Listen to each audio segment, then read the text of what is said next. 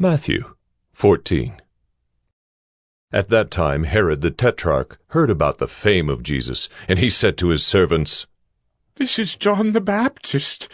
He has been raised from the dead. That is why these miraculous powers are at work in him."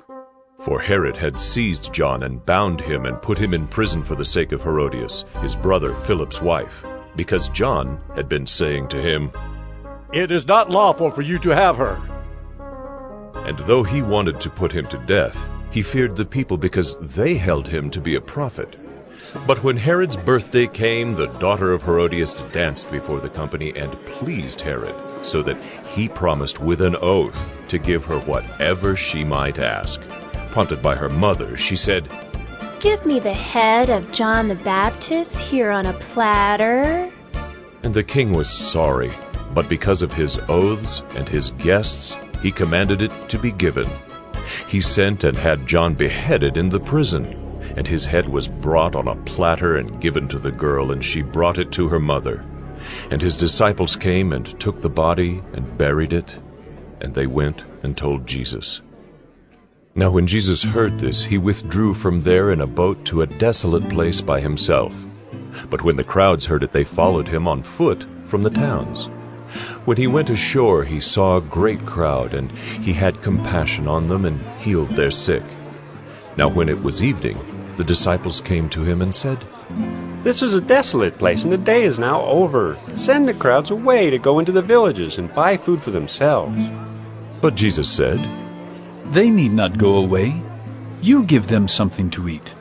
They said to him, "We have only 5 loaves here and 2 fish." And he said, "Bring them here to me." Then he ordered the crowds to sit down on the grass, and taking the 5 loaves and the 2 fish, he looked up to heaven and said a blessing. Then he broke the loaves and gave them to the disciples, and the disciples gave them to the crowds. And they all ate and were satisfied. And they took up 12 baskets full of the broken pieces left over. And those who ate were about 5,000 men, besides women and children.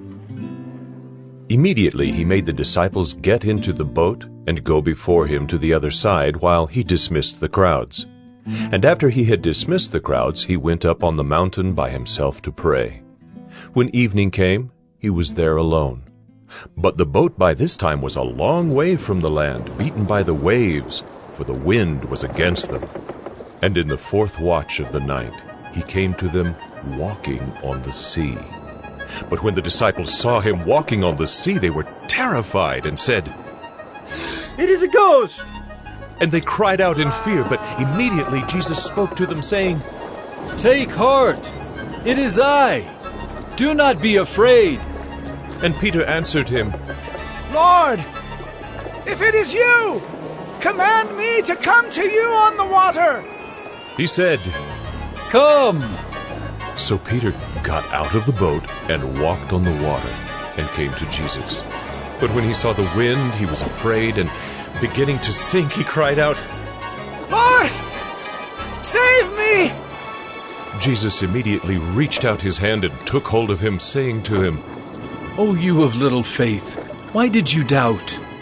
And when they got into the boat, the wind ceased, and those in the boat worshipped him, saying, "Truly, you are the Son of God."